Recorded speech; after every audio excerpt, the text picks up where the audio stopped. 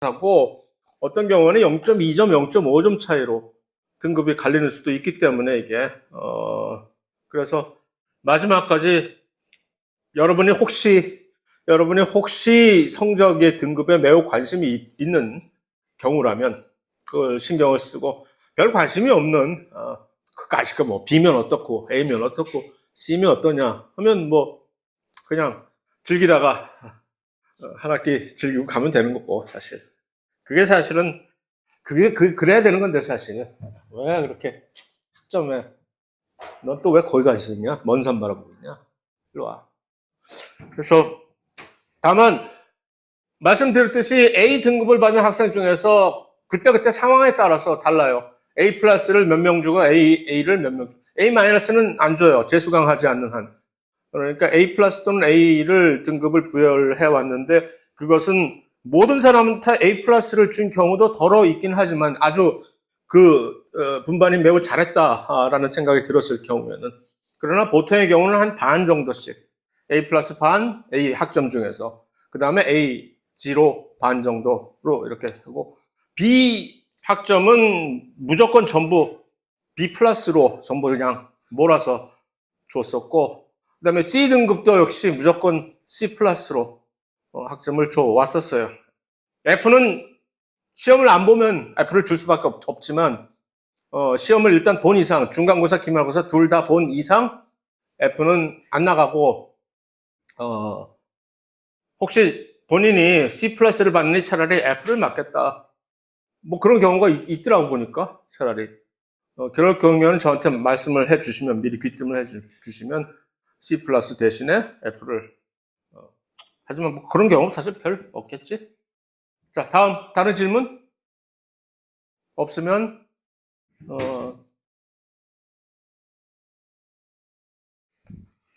자 지난 시간까지 본 것을 이제 그림을 살짝 요약을 하면 바로 이 그림이 되겠지요. 뭐 이 옆에 그림도 마찬가지지만 요 부위를 이제 소위 외포작용이라고 하는 이쪽에서 여기서부터 출발한 걸 이렇게 그림을 쪼갠 거예요. 그러니까 ER서부터 조면서부터 골지를 향해 가지고서 세포 밖으로 또는 일부는 여기서 이렇게 리소솜으로 향하는 이 세 갈래 길을 이렇게 군데군데 들렸던 것이고 이제 나머지 부분은 이제 나가는 것이 있으면 들어오는 것이 있겠지 할 때 요 엔도사이토시스에 관해서 안으로 들어오는 거. 그러니까 이것은 안으로 들어오는 것이기 때문에 내포작용이라고 용어가 그렇게 되겠죠, 당연히. 이것은 이제 다음 장에서 간단히 다루도록 하고,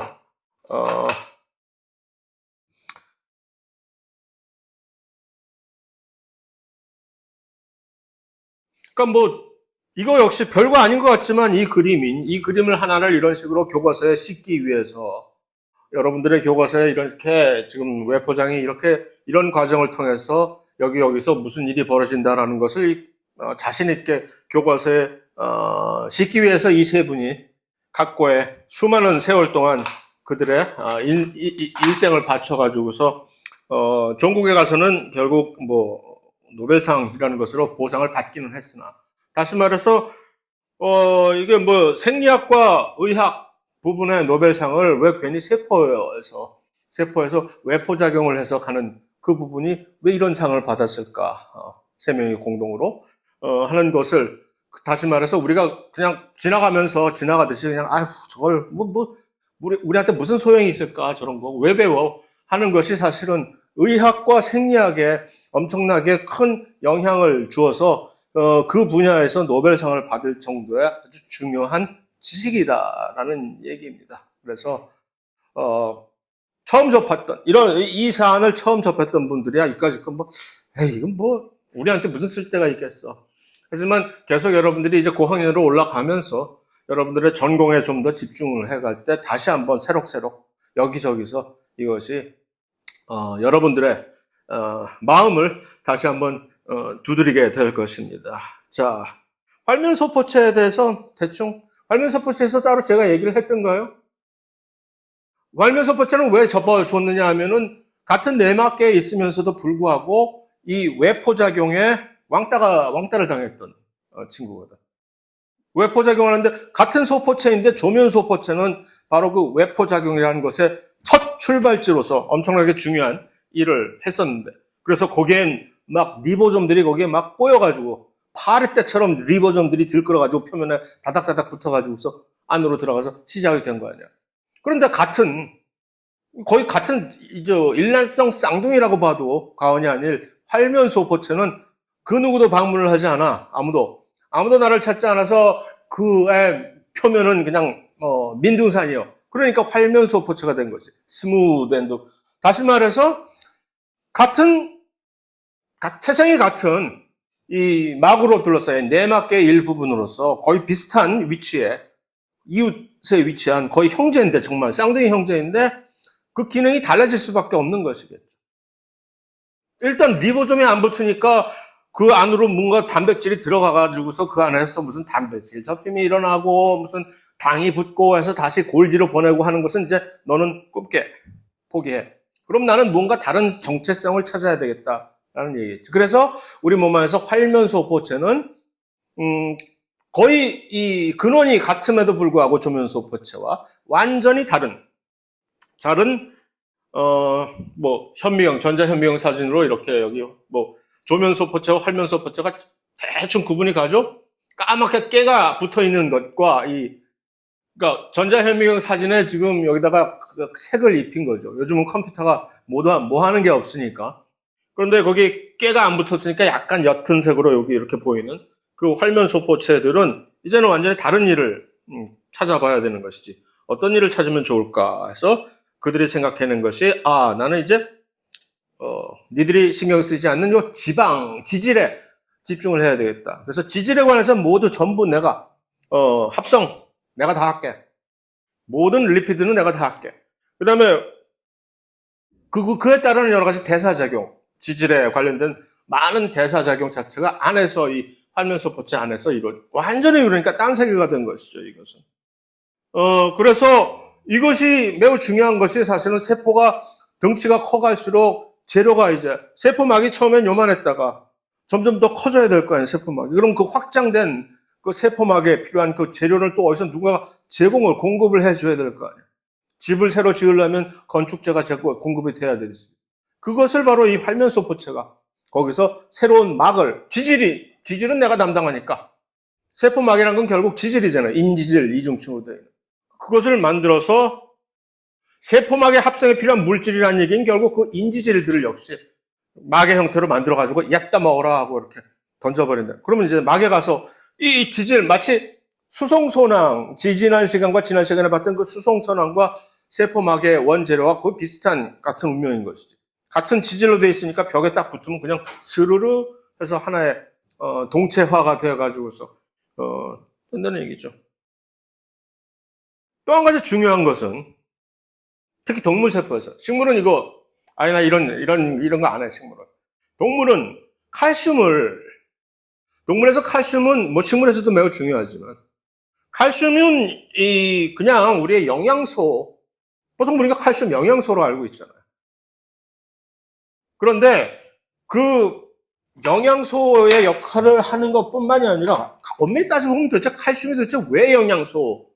그냥 우리가 영양소라고 생각을 하고 있지만 칼슘에 무슨 칼로리가 있길 해. 뭐가 있어? 얘가 무슨 영양소를 한다니. 어떤 대사작용을 할 때 중요한 효소들의 칼슘이 붙어야만 그 효소가 활성을 발휘하니까 그런 측면에서 영양소라고 얘기를 해주는 거지만 그 다음에 또 뼈 같은데 뼈를 이제 단단하게 해주는데 칼슘이 또 필요하니까 하는 것인데 그거보다도 사실은 훨씬 중요한 것은 칼슘은 신호전달 물질로 매우 유용하게 사용이 됩니다. 칼슘이 Q사인을 보내는 거예요. 그래서 세포 안에 있을 때 어떤 일련의 행동들이 우리가 그냥 단순히 신호 전달이라는 것으로 완전히 전부 다 이렇게 묶어버리는 엄청나게 복잡한 일련의 이런 여러 가지 행위들이 있거든요. 주로 세포 바깥쪽에서부터 시작을 하지. 어떤 신호를 수용체가 인지를 하고서 이거 사태가 이렇게 돌아가고 있습니다. 그러면은 이제 뭔가를 이제 누군가에게 전달해가지고서 필요한 부위에 가서 이것을 뭔가 액션을 취하도록 하는 것인데, 그럴 때 바로 칼슘이 매우 중요한, 칼슘을 딱 받으면 칼슘을 인지하는 단백질들이 세포 안에 있다는 얘기죠. 그러니까. 칼슘이 있으면 오, 칼슘이 왔다. 그래서 칼슘을 덥석 잡으면 그로 인해서 이제 신호가 계속해서 활성화되는 그런 방식으로 해서 신호 전달이 매우 중요하다는 얘기예요. 그렇다면 신호 전달 물질로서 쓰이는 칼슘이라는 것은 함부로 막 그러한 신호가 특별하게 주어져야 될 상황이 아닌데도 여기저기에 칼슘이 돌아다니면은 이건 완전 false alarm인 거 아니야. 경보가 와도 아무 때나 오면은 시끄러워서 그냥 다 재난 문자, 재난 경보를 다 꺼버리잖아, 그냥. 맨날 치도 때도 없이. 그러니까 이들은 신호 전달의 역할을 수행을 하기 위해서는 평상시에는 어디다가 숨겨놔야 될 거 아니에요. 숨겨놨다가 칼슘이 진짜로 신호 전달을 할 때 필요할 때 문을 딱 열어서 개방을 해서 야, 나와. 그러면 칼슘들이 쫙 나와가지고서 이제 신호를 전달을 하는 그런 역할을 해야 돼요. 그러니까 다시 말해서 저장소가 필요한 거죠, 칼슘이 함부로 세포질에 마구 칼슘은 그러니까 세포의 주 공간인 그 세포질 안에 함부로 막 떠돌아다니면 안 돼. 일단 칼슘이 눈에 보이면 일단 너 밖으로 나가, 쫓아내야 버리든가, 세포 밖으로. 아니면 그게 여의치 않으면 이리 와. 선도를 해야지, 칼슘은. 이리 와. 지금 통금 시간에 통금이 없어졌구나, 이제. 통금이 있던 시절에 살아가지고 미안합니다. 그래가지고 이리 와 해가지고서 여기다 집어넣는다. 그게 바로 활면소포체라는 거예요. 활면소포체한테 전부 저장을 해놨다가 필요할 때 활면소포체에 있는 그 칼슘문이 뭐겠어? 칼슘 채널이겠지. 칼슘을 이렇게 운반하는 그 그 문을 싹 열면 칼슘들이 이제 그 안에 이렇게 숨죽이고 있다가 문 열렸다 하면서 막 나가버리는 거지. 그런데 이제 특히 동물세포에서 이 칼슘이 그 신호 전달을 여러 가지 역할을 하지만 그 중에서도 특히 또 이거 내가 지금 이 행위를 할 수 있는 얘기는 뇌에서 어떤 신호를 보내면 뇌신경이 신호 전달을 신호를 전달을 해서 이것을 잡아서 이렇게 움직이기 위해서 필요한 내 근육에 도달해가지고서 그 근육에 있는 칼슘 저장소를 딱 찔러가지고 전기적으로 그 근육소에서 칼슘 저장고가 열려서 칼슘이 막 나와가지고서 그 칼슘이 근육세포를 이제 자극을 한 거예요. 그 근육세포가 그래서 수축이 돼서 이렇게 이 짓을 할 수 있었다는 얘기죠. 세상에. 그 일을 순식간에 이렇게 다 수행을 해버릴 정도로 빠르게 그것이 된다는, 참 신기해요, 생각을 해도. 그래서 그것이 근육이 이렇게 섬유소도로 되어 있잖아요. 근육 섬유. 근육 섬유의 겉표면에 이제 지금 파란색으로 보이는 얘네들이 바로 그 활면소포체들이에요. 활면소포체들이 쫙 덮고 있다가 필요할 때 여기서 칼슘들이 쫙 나와가지고서 근육이 이렇게 으쌰으쌰 하게 된다는 얘기입니다. 골격근에 관한 얘기입니다. 골격근. 우리의 일반 생물학 2, 여러분들은 안 듣지만, 일반 생물학 2 시간은 이제 이것이 골격근과 평활근 두 가지 종류의 근이 있어서 조절하는 약간 기전이 조금 다르다라는 것을 좀 보게 되겠지만, 어쨌든, 또 한 가지 활면소포체의 매우 중요한 작용은 이것입니다. 해독. 어떤 독극물이 들어왔을 때 이것을 이렇게 해독을 해서 밖으로, 그 독극물이라고 우리가 간주하는 것 중에 주요 물질이 바로 이겁니다. 이거. 알코올도 독극물로. 알코올은 사실 우리가 몸 안에 들어왔을 때 독극물이라는 것으로 간주하는 것 중에서는 조금 예외적인 것으로서 보통 이것을 제노바이오틱스라고, 전체적인 무엇이 들어왔을 때 우리가 이것을 이거 잠재적인 독이다라고 간주하고서 재빨리 이것을 변환시켜가지고서 방출해내는 그러한 계통의 물질들을 통틀어서 영어로 제노바이오틱스라고 하고 한국말로는 그것을 번역을 해서 비생체 성분이라고 이렇게 하는데, 이들의 거의 대부분은 사실은 그러니까 소수성 물질입니다. 그러니까 극성이 아닌 비극성 물질들이에요. 그러니까 아주 똑똑한 것이 세포가 비극성 물질이기 때문에 일단 들어오면 위험한 거라. 왜냐하면 비극성 물질이 들어오면 소성이니까 세포막을 지멋대로 아무런 통제 없이 들락날락 한단 말이야. 그러니까 이들이 들어와서 어디로 튈지 알 수가 없는 거지. 이것이 잠재적으로 독극물이 될 수 있는데 얘가 어디로 갈지를 알 수가 없는, 우리가 뇌로 가서 우리를 완전히 돌아버리게 만들 수도 있는 것이고, 뭐 이상한 데로 가가지고 우리를 막 염증을 일으킬 수도 있는 것이고, 그러면 안 되잖아. 그러니까 이러한 비극성 물질들, 본 적이 없는 비극성 물질들이지, 그러니까. 뭐 옛날에 한번 봤으면 내가 어떻게 처리하는지 알겠지만 전혀 듣보잡이 왔는데 얘가 비극성이야. 이거 큰일 났다. 그럼 어떻게 해야 될까? 극성으로 만들어버리는 거야. 여기다 뭔가 하나 붙여가지고. 그래서 이 비극성 물질을 뭔가를 이제 변화를 시켜서 여기다가 무슨 뭐 OH기라든가 무슨 뭔가 약간의 극성을 띌 수 있는 뭔가를 이렇게 탁탁 붙여버리면 얘는 이제 더 이상 도망을 못 가는 거지. 네가 가려면 어디 정당한 출입국 관리소를 통해서만 네가 갈 수 있는 거지. 이제 안심을 할 수 있지. 그래서 그래놓고 그 출입국 관리소는 어디로? 국외 추방.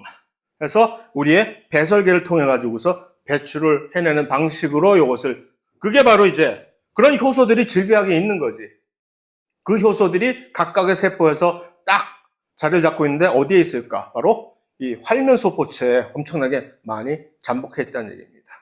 그러면 그러한 해독을 하는, 전담을 하는 그 전문가 효소들이 활면소포체에 그득하게 있는 그러한 양상이 우리 몸 안에, 다세포 생명체로서의 우리 사람 몸 안에, 또는 비슷한 우리의 동물 안에, 특히 어느 기관에 가장 널리 발달돼서 분포가 되어 있을까요?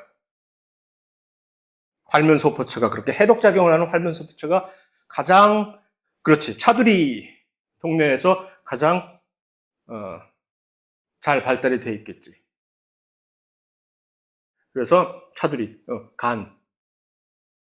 그래서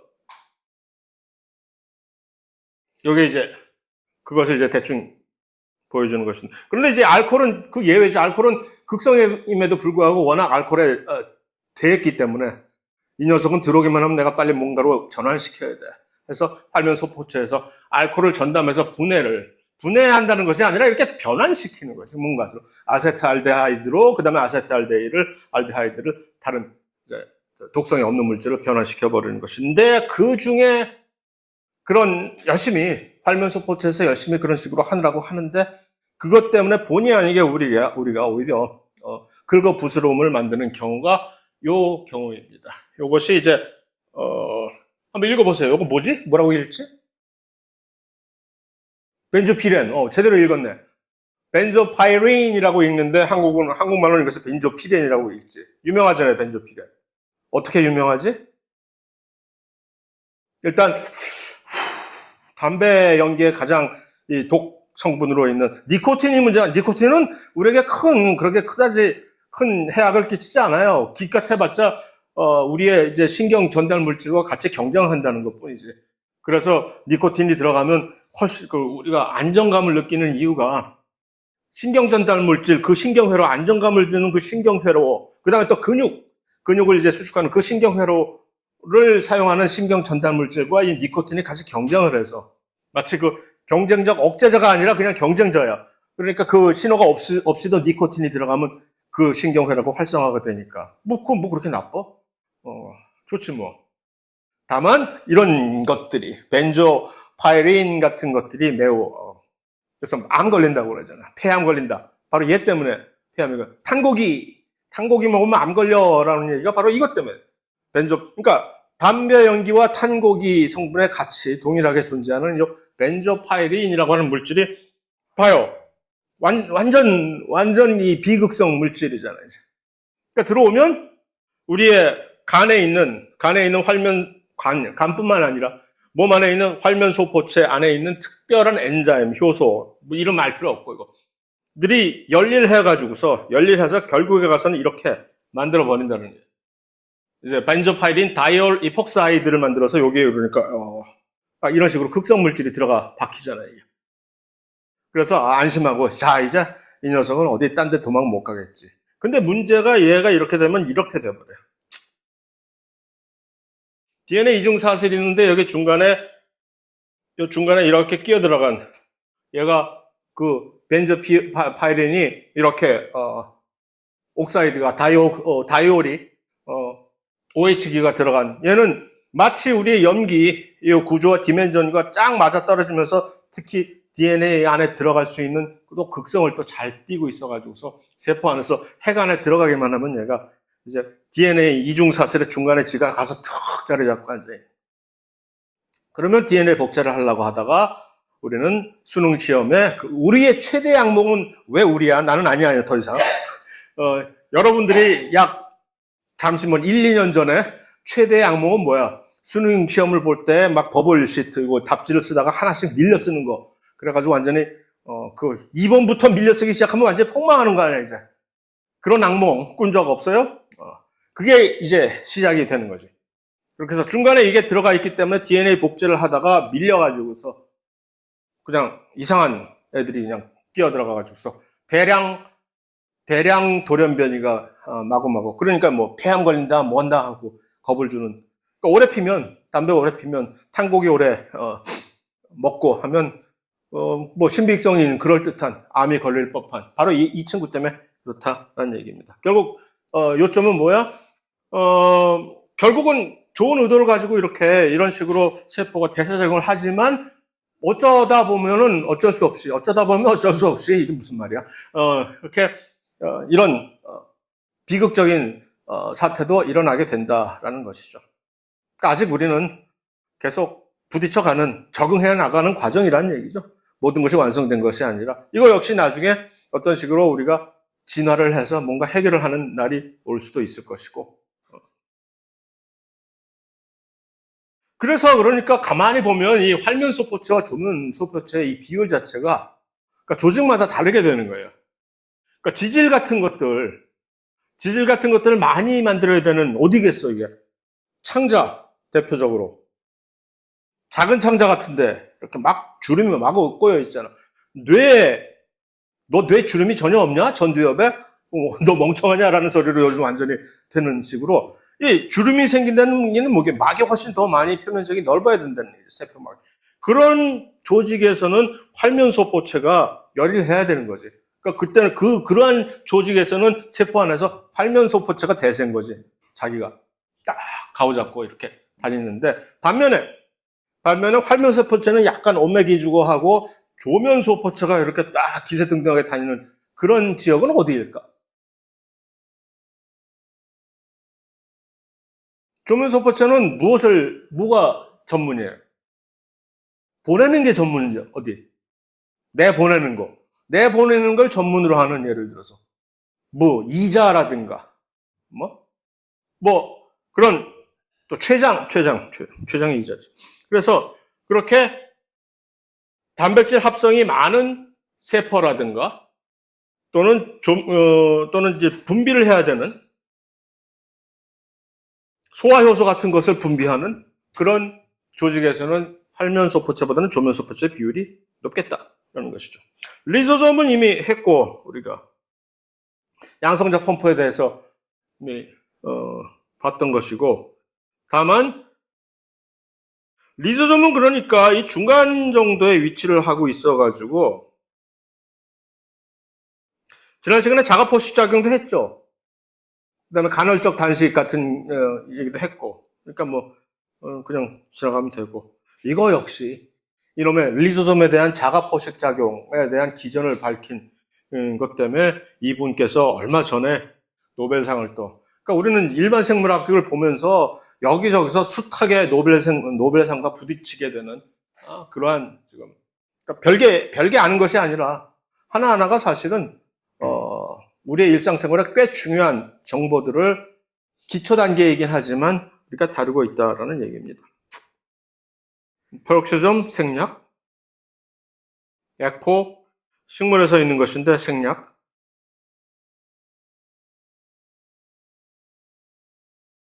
자 이제 그러면 세포 골격으로 들어가 볼까요?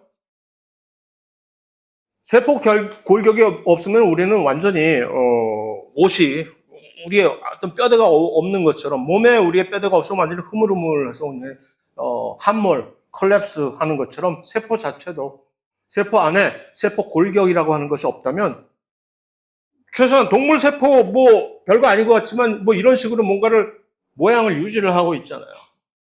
뭐 이런 모양뿐만 아니라 어떤 동물 세포는 희한한 모양까지 이렇게 얘 뭐야 도대체?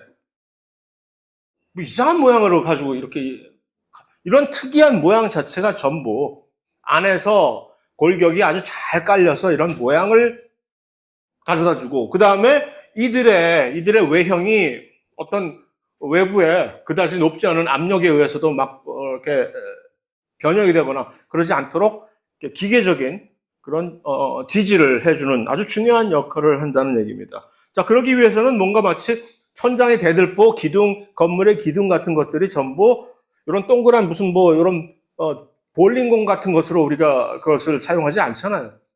천장의 대들보, 기둥, 건물의 기둥 같은 건 전부 길쭉한 그런 것들로 우리가 사용을 하듯이 그런 뼈대가 되는 어떤 구조물의 뼈대가 되는 역할을 하는 세포, 골격 세 가지 종류의 단백질이 있는데 그들의 공통점은 한결같이 전부 길다란 중합체라는 얘기입니다.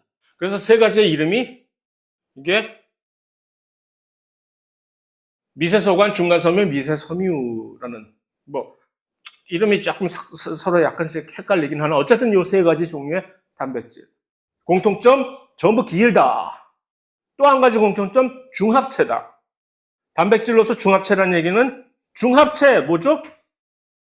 단위체로부터 조립해서 만들었다는 얘기잖아요. 한 번에 찍어서 이건 테슬라가 아니요. 테슬라 자동차가 아니라 기존에 우리가 알고 있었던 그 자동차의 조립. 부품을 하나씩 끼워서 만든 테슬라는 그것을 이제 발상의 전환을 일으켜가지고서 한 번에 그냥 주형을 가져와서 그 자동차의 모양 전체를 그냥 찍어서 만들어내니까 얘네들이 완전히 희한한 그런 자동차가 만들어진 것인데 어쨌든 세포에서는 그런 식으로 무엇을 만들기가 조금 아직은 불가능하기 때문에 어떤 무언가를 큰 중합체를 만들기 위해서는 조립해야 된다는 얘기죠. 하나의 부품으로부터. 그러니까 다시 말해서 이 세 가지 종류의 세포 골격 단백질들은 모두 각각의 자기의 조립 부품 역할을 하는 단위체들이 따로 있다는 얘기지. 마치 우리가 2장을 다시 소환하는 것처럼 3장인가 그 고분자 물질들 전부 각각의 고분자 물질들마다 그들에 상응하는 부품 역할을 하는 단위체들이 있었듯이 이것들은 단백질 수준에서 그런 단위체들이 있다는 얘기.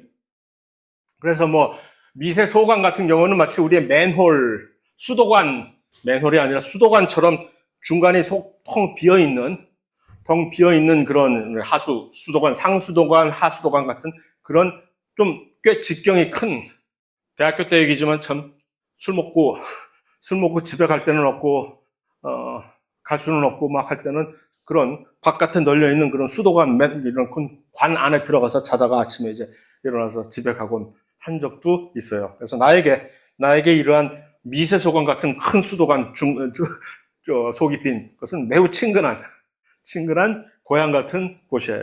그래서 다시 소환해 보는데 그런데 이제 중간섬유는 그거보다 조금 작으면서 직경이 작으면서 그러니까 속이 비어 있지 않은 거지. 이제 속이 꽉 차 있는 두꺼운 밧줄 같은 그런 구실을 하는 것이 중간섬유이고 사실을 말하자면 지난 시간에 봤던 그 프로제리아 조로증 있잖아요. 핵막이 붕괴돼가지고서 완전히 그냥 큰 재앙을 가져오는 그것이 요 중간섬유 중에 하나인 단백질이 핵막에 가서 그런 식으로 이렇게 딱 깔아서 이렇게 이걸 받쳐주는 중간섬유 중에 하나가 유전자가 망가져가지고 이걸 못 만들어내서 그렇게 되는 겁니다. 결국 이 세포 골격의 결함이 그러한 재앙을 불러온 것인 거죠. 지난 시간에 완전히 다 얘기를 하지는 않았지만. 그 다음에 마지막으로 제일 막내 왜? 제일 가늘으니까. 마치 중간섬유가 큰 굵은 밧줄, 동아줄 같은 것이라면 이제 미세섬유 이름 자체가 미세잖아요. 마이크로 미세섬유. 당연히 이건 속이 비었고 마치 밧줄을 새끼줄에 비유하면 되겠다. 새끼줄을 이렇게 꼬아가지고서 만든 그러니까 이렇게 또아리가 좀 틀어졌지 이것은. 그래서 그런 것으로 각각 기능이 이제 서로 조금씩 다르면서도 각자가 매우 다양한 기능을 제공을 해서 일단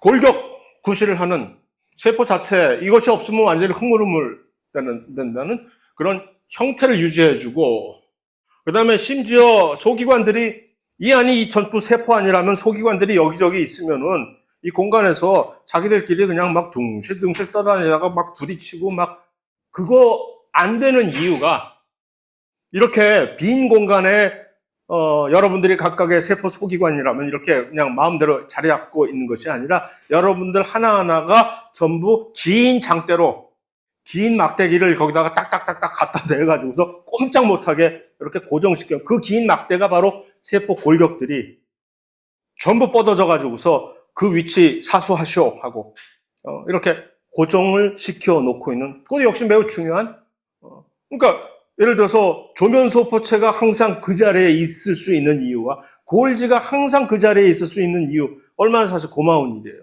조면소포체가 뭔가를 열일해서 만들었는데 자 던진다 받아 하고 이렇게 보내려고 그랬는데 조면소포체가 여기 있지 않고 저기가 있으면 어쩌라고나, 그러지 않고 조면소포체는 저기서 이제 골지가 저기서 딱 기다리고 있어 줄 수 있는 그런 이유가 되는 것이고, 그 다음에 훨씬 더 중요한 것은 수성소낭들이 이렇게 그냥 자 던질게 하고 쭉 밀어서 물 위를 어떤 보트가 이렇게 가는 것처럼 우리가 생각을 했을지 모르나 그게 아니라 기찻길을, 그 수송소낭은 기찻길을 걸어가고 있었던 거죠. 조면소포체에서 골지로 보낸다 수송소낭이. 그럼 그 어떤 특별한 선로를 따라서 가야만 된다. 그 선로를 누가 얘네 수송소낭을 옮겨주느냐? 이 운동단백질이라는 것이 있어요. 여기 보면은 운동단백질의 발 부분이 이렇게 확대돼서 보이는 거죠. 요 두 발이 보여요, 운동단백질.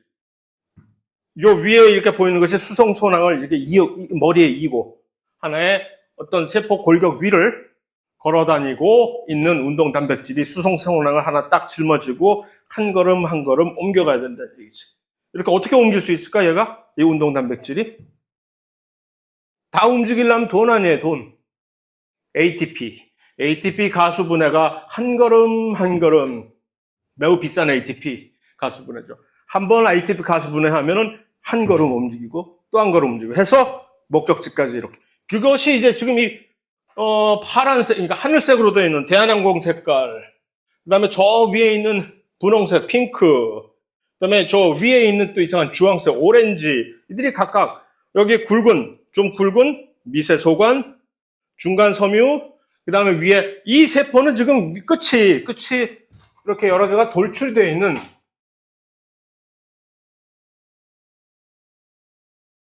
동물의 표면, 우리 같은 동물의 표면, 피부라든가 창자의 이 표면이라든가 같은 것을 이것을 상피세포라고 하는데, 얘는 희한하게 위아래가 조금 모양이 달라요. 위쪽은 마치 무슨 머리가 무슨 산발하듯이 바트 심슨 머리처럼 쭈삐쭈삐 나와 있고, 아래쪽은 튼튼하게 이렇게. 그래서 이쪽은 왜 이게 이렇게 뭐 피오르드 해안을 이렇게 만들어 놨을까? 표면적이 넓어지잖아. 그러니까 상피세포라는 얘기는 이것이 피부가 됐든 창자를 둘러싸이는 표면이 됐든 간에 이쪽을 통해 가지고서 뭔가 물질들의 교환이 잘 이루어져야 되니까 표면적을 이렇게 넓히고, 이쪽은 튼튼하게 지지해서 떨어져 나가, 그래서 우주미화 되지 않도록 내가 꼭 붙들고 있어야 되니까 판판하게 이렇게 딱. 이것들이 전부 이런 모양을 할 수 있는 것들이 이 그림에서 볼 수 있듯이 전부 여기에 이런 것들이 좀 깔려 있는 거지.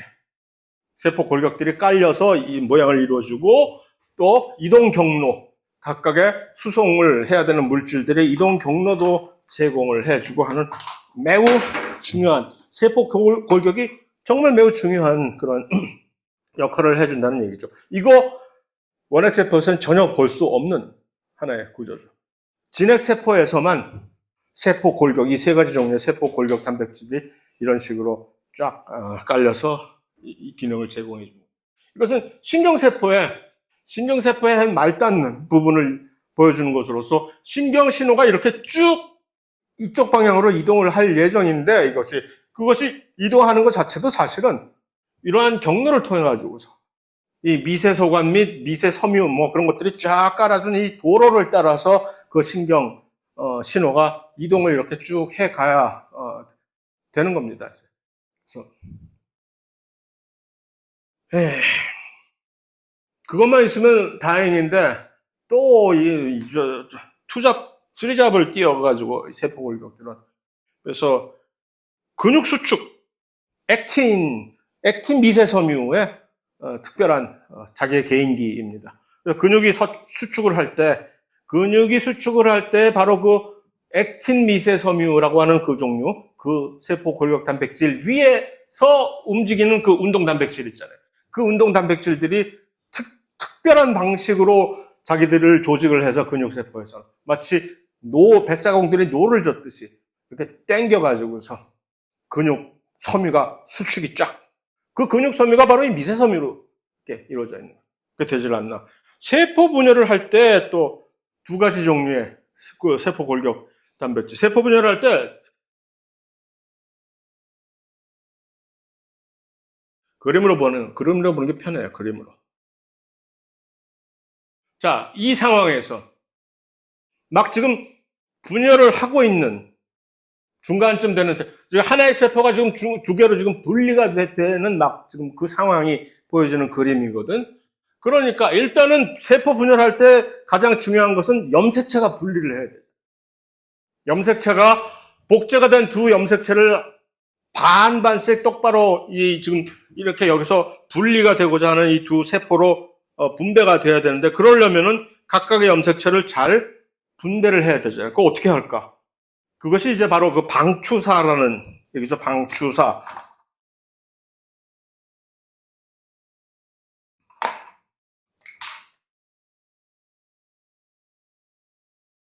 영어로 스핀들 파이버라고 하는 이것이 각각의 염색체 허리에 이렇게 던져갖고 찰카닥 걸어가지고서 끌어당기면 염색체들이 중간에 이렇게 각자 서 있다가 저쪽 서로 이렇게 막 끌려가는 거지. 그게 바로 그 방추사가 무엇으로 만들어졌느냐? 미세소관으로 만들어졌다는 얘기. 세포골격 단백질로. 자, 그런 식으로 해서 그러니까 세포 골격 단백질 중에 하나인 미세소관은 이 세포 분열에서도 염색체를 이런 식으로 분리하는 아주 중요한 역할을 하는구나. 이렇게 확인됐죠? 또 한 가지 문제는 이제 또 어떤 것이 또 우리가 이게 세포 두 개가 이렇게 끊어져야 될 거 아니에요. 두 세포가 분리되는 세포가 이렇게 계속 서로 땡기면 이렇게 막 끊어지는데 뭔가를 이렇게 끊어야 되잖아. 이게 저절로 이게 되리라고 생각 안 되잖아. 이게 어떻게 됐다고 생각해요?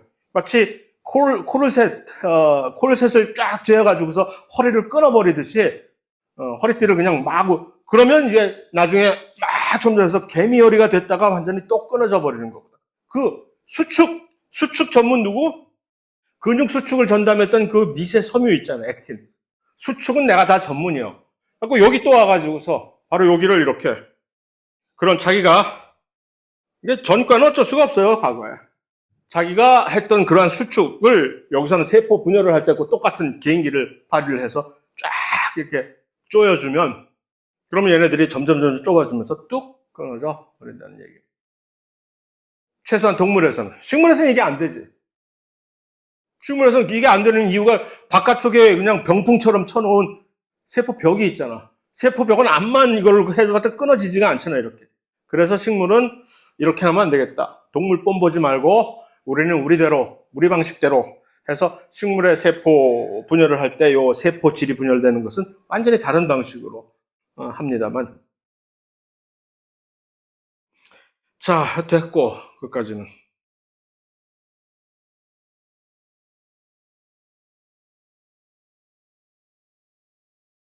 이거, 생략. 조금 여유가 있었을 때는 이런 것도 이건 이제 세포생물학 사실은 원래 세포생물학 교과서에서는 이것을 중요하게 다루는 것인데 이것이 역동적으로 이것이 불안정하다. 미세소관 같은 것들이 만들어질 때 일부러 마치 바닷가의 모래성처럼 일부러 이제 무너지게끔 일부러 해놓은 것이다라는 얘기인데 지금 진도상도 그렇고 또 여러분에게 훨씬 또 어차피 세포생물학 가서 반드시 부딪혀야 될 사안이니까 그때까지 미룹시다 이것은. 중심체, 이것도 역시 생략. 그래서 일단 중요한 것은 세포 골격이 여러 가지 다양한 그러한 기능들을 제공하는 중요한 단백질이다라는 점입니다. 그래서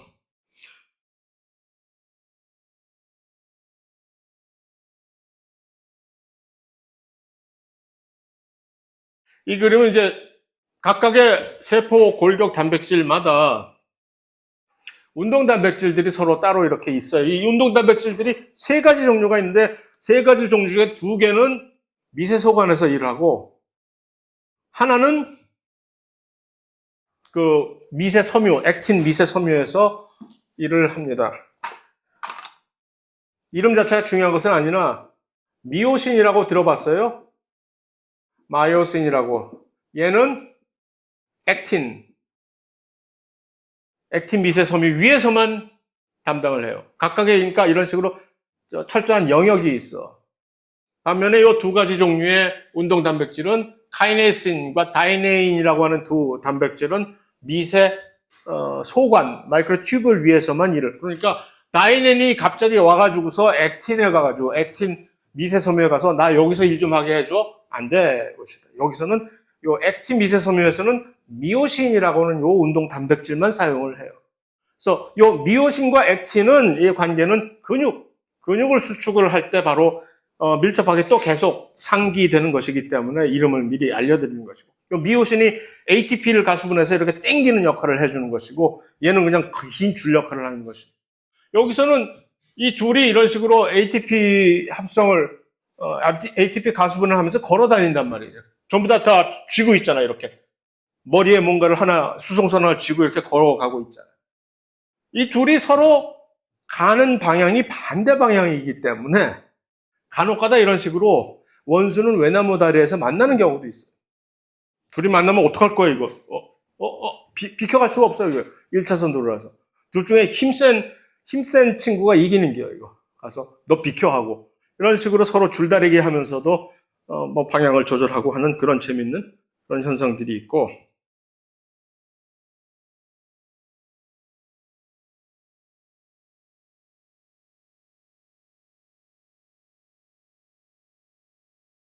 이건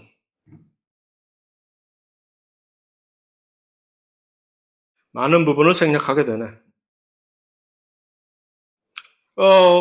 세포 자체의 운동성 같은 것들도 편모라는 게 있고 선모라는 게 있거든. 이게 마치